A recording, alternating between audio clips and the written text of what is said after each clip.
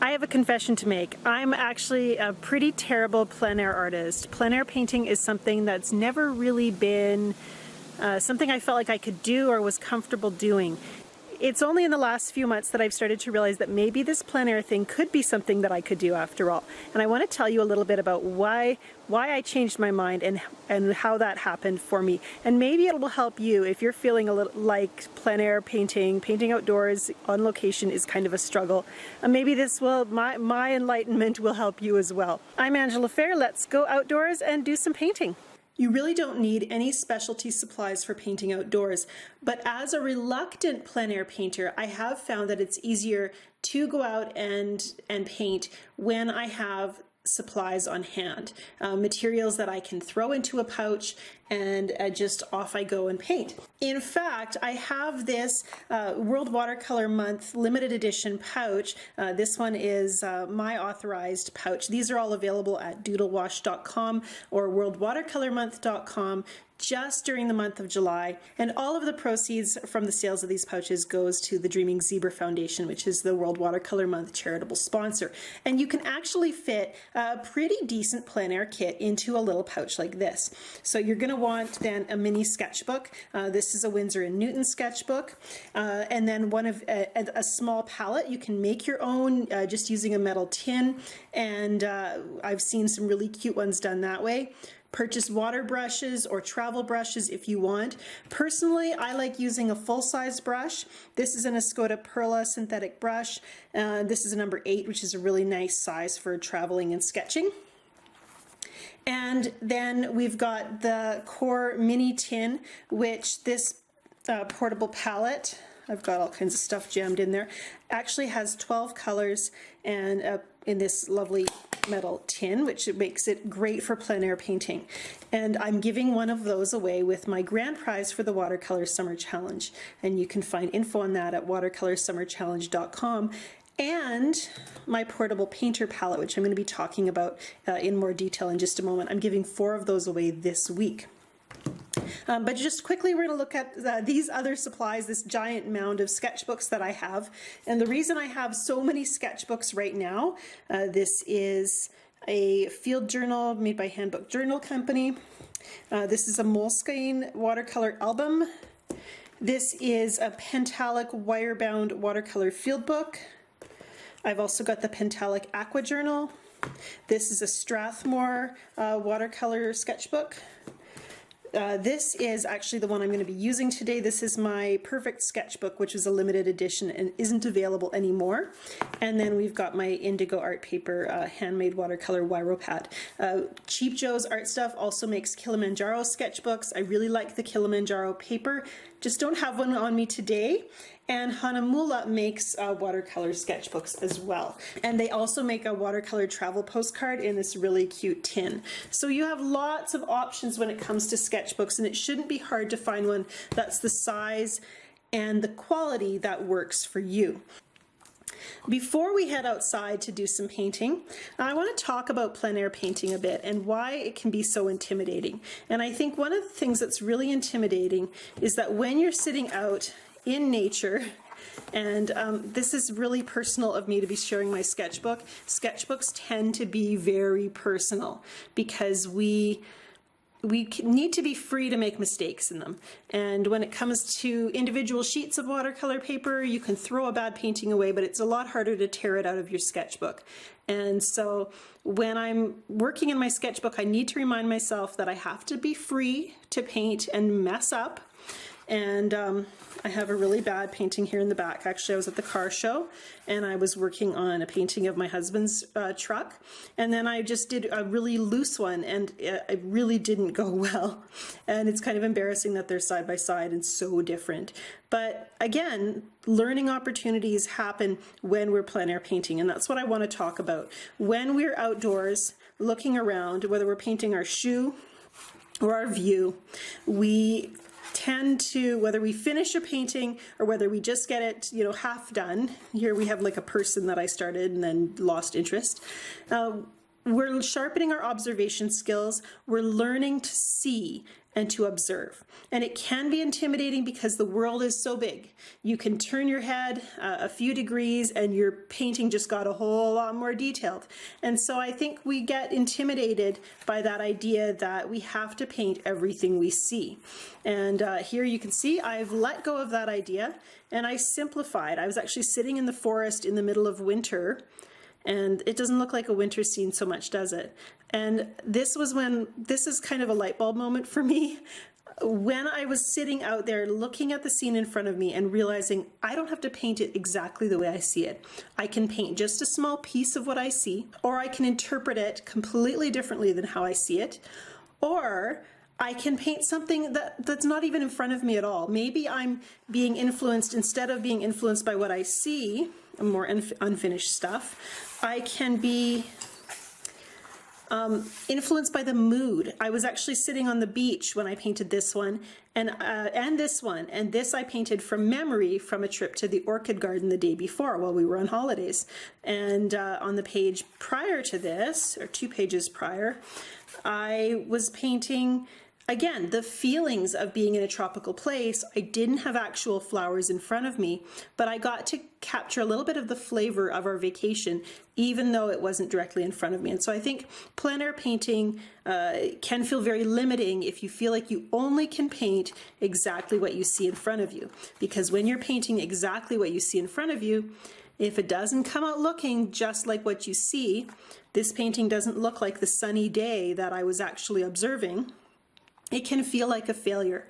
And I actually, stepping away from the beach and looking at this painting, I actually kind of like it. But at the time, it felt like I wasn't doing it right because it wasn't capturing the mood and the feeling of being there at the time. And all of those things make you a stronger painting. They improve your observation skills. But at the time, when you're outdoors and struggling with distractions, with people around, with the light changing as the clouds move across the sky, and the day and the hour changes, so the sun gets lower on the horizon or higher.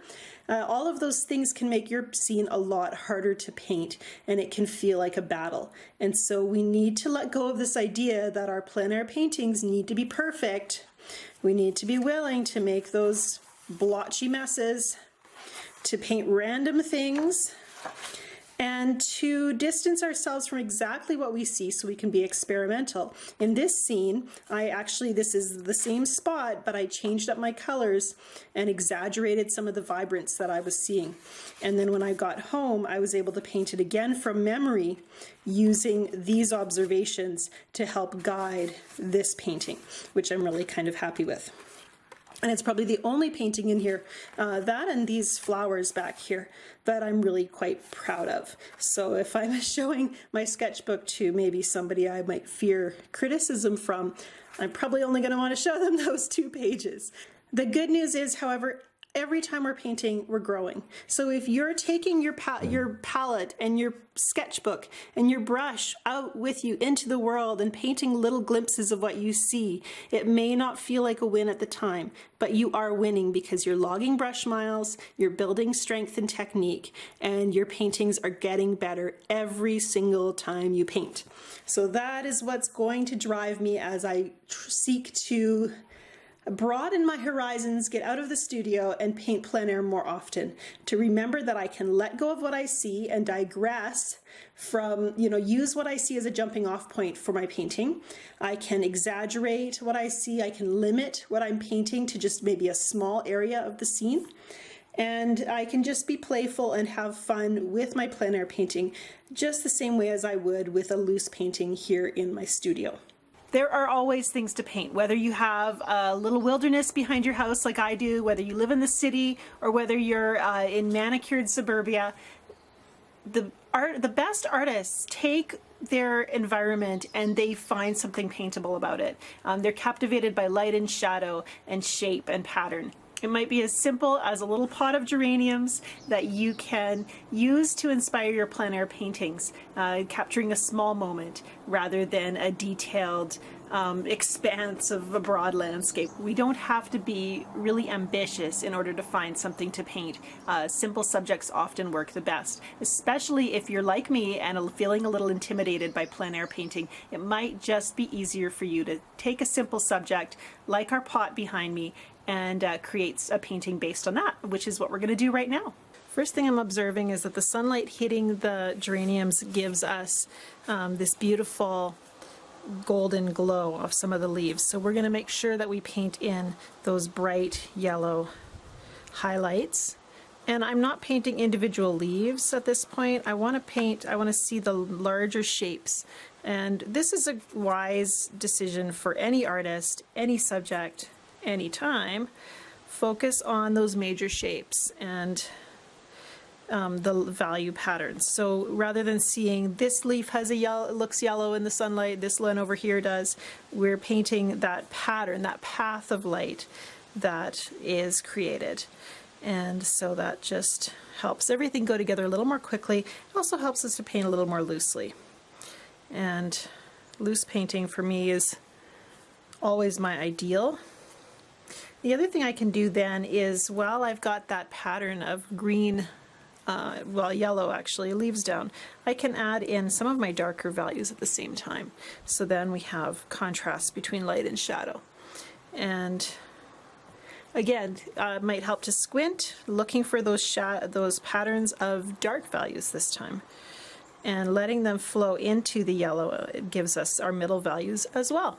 And I actually should have moved all these geraniums over. There's this beautiful pattern of shadow on the wall that I'm not going to be able to paint because I was focusing on the flowers rather than their surroundings. So I kind of regret that.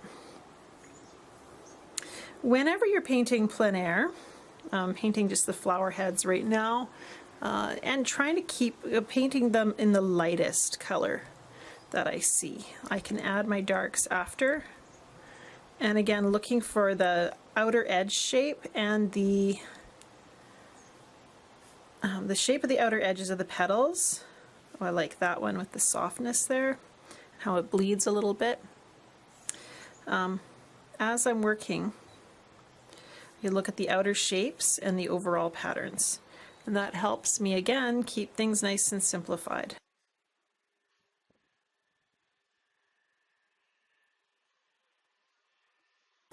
And I can also adjust my scene to create more balance. So maybe I feel like I need a flower head, more toward the center here. Maybe one that's small in reality, I can make a little larger to fill the space. I've got options. I can do what I want. This is my painting. One thing I find whenever you're working with a travel palette is that you're probably not going to have all the colors at your disposal that you would have in your studio. And so that means you do have to be willing to improvise a bit. And I think that's a good quality to have. That gives us the opportunity to exaggerate some colors, to adjust our colors, and to look for ways of improving our ability to mix color, which I think is also really helpful. I mixed a Aussie Red Gold, which is here in my palette, with a little bit of violet. I think it's a manganese violet, to create a bit more of a neutral beigey brown color. And then from there I can adjust. I'm going to add a little blue to that same violet, and that will give me a kind of a shadow color that I can use.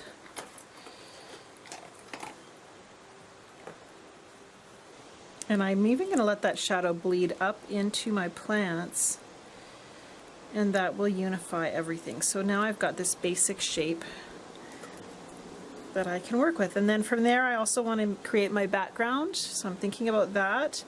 And I'm also going to take that same shadow blue violet and add some green to it, so I can throw a shadow up on the wall here and allow it to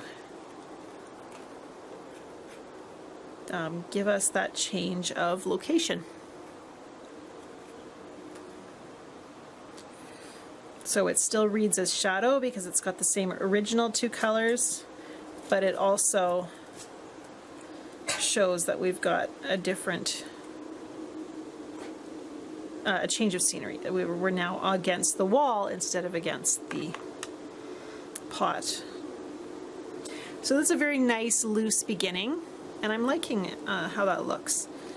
And then I don't really want to paint all of that landing, so I've just changed my mind here. I'm just going to let that brown kind of be my placeholder here, pulling color up and across, just really loose and subtle. So there's going to be some lines here,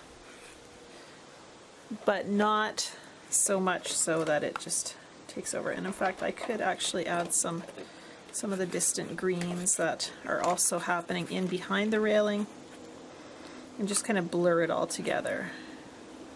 Maybe what I might see if I took my glasses off.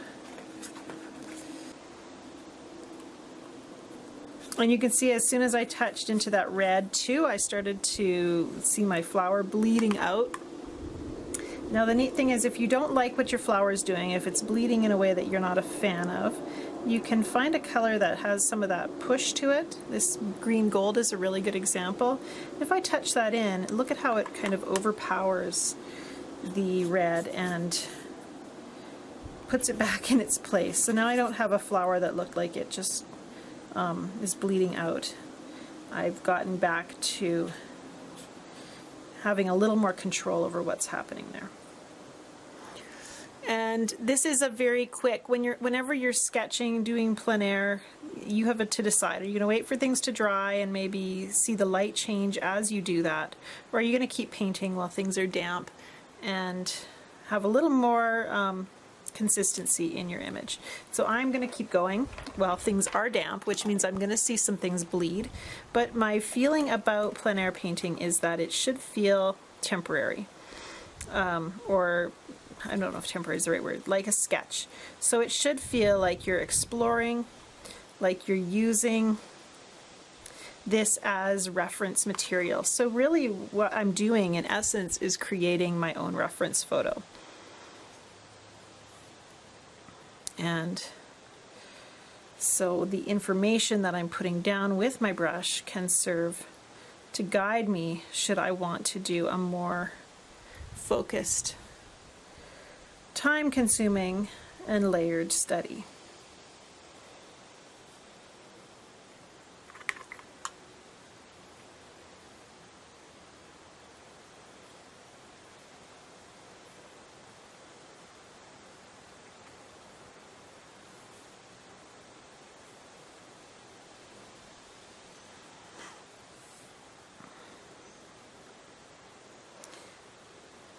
And sometimes that means only parts of your image, of your original painting, are going to be things that you actually like, and maybe none of it. And I've tried to really let myself, I think that's one thing that's helped me to be more free when it comes to plein air painting, is just letting myself make bad paintings in my sketchbook. They don't all have to be great.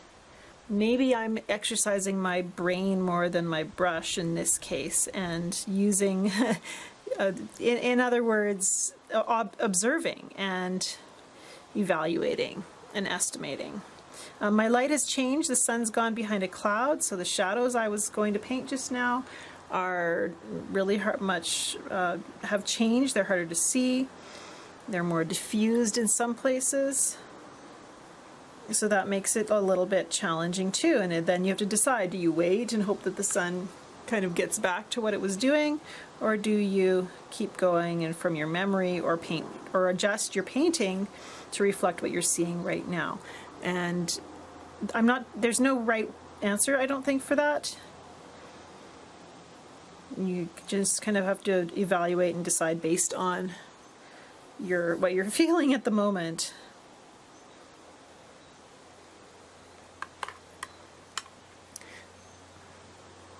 I'm trying to be bold with my shadows at this time, with my dark values, keeping them crisp, because I know that I tend to have a tendency to soften everything. And when you have crisp, dark contrasts, it gives the impression, it gives the idea of strong sunlight. And so the stronger the sunlight, the darker the shadows are going to be. One thing I'm really fond of is line. I really enjoy being able to add some lines to create details in my paintings, and sometimes it's the best, or I don't know if best, but the fastest and most effective, speedy way to create, to give information in your painting. So by adding just a few lines that maybe look like stems, that look like edges, you can create that finished feel in your painting.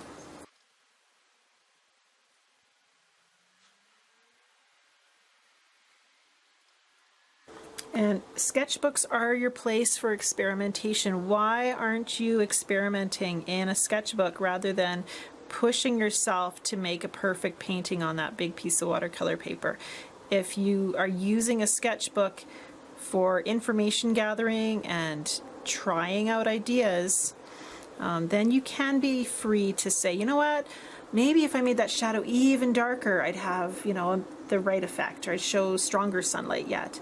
And those things can feel really risky in a more serious painting. But in a sketchbook, it shouldn't feel like nearly as much of a risk to try stuff.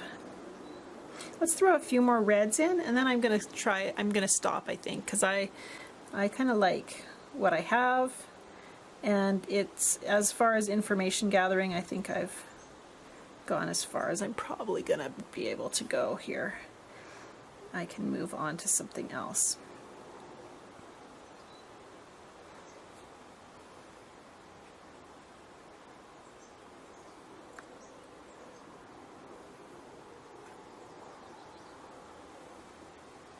Okay, while we're sitting here, I'm going to actually just rotate myself just a few feet, or just turn my head a few inches actually, and paint a little bit of a micro scene here as well. This little wallet-sized plastic unit here is my portable painter, and this is actually one of the things that has made plein air painting become doable for me. As you can see, this is all I take with me when I'm going out into the world to see what I can paint. The portable painter palette is engineered to be so versatile for artists, and as you watch me use it during this lesson, you're going to understand why. We have 2 water containers, and you can notice how they stand really well. And then they don't just stand on their own because they're quite narrow. They might tip, but that tipping is eliminated because they slot right into the side of the palette itself. So I'm just going to slide that in. And then we have 2 flaps that open. The portable painter comes empty, so you can pre-fill it with the colors of your choice. Now my portable painter also comes with a brush, and I actually do not use it because I like a larger brush than this. I would say this is somewhere in between like a 4 and a 6. You can see here's a number 8, which is more than twice as big. And so I just like throwing a brush right into my pouch and keeping that there. This little elastic band that you may have noticed on the side can actually hold your brushes. It's also designed to hold this little metal clip, which keeps the portable painter together when you're not using it. So you can just kind of slot it into the rubber band here so that you don't lose it. So the portable painter has everything you need. It's made to be portable. You can see you've got mixing wells and space for, again, 12 colors. And these little, and it comes with extra half pans as well. So these little half pans that are in there can be popped out if you find that you're not really using one of the colors that's in here. I'm not crazy about one of my purples actually, so I've been planning to pop it out and replace it with a purple that behaves a little bit better for me. You can fill up those water containers, and then you're all set. This sits on ground that's level or not so much. You can see I've got it coming off the edge of the sketchbook, and it's still just fine. You can also put it right between your knee, and it depending on the width of your leg, you can slide it right up your thigh so that it tucks in there nice and tight, and it doesn't tip over, which puts it right close at hand so that you can paint.